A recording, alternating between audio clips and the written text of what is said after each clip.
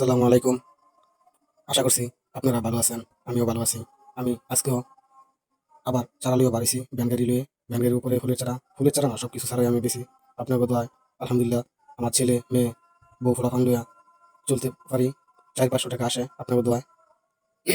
আপনারা যদি like share comment করেন, তাহলে সাবস্ক্রাইব যদি করেন, তাহলে ভালো হইব।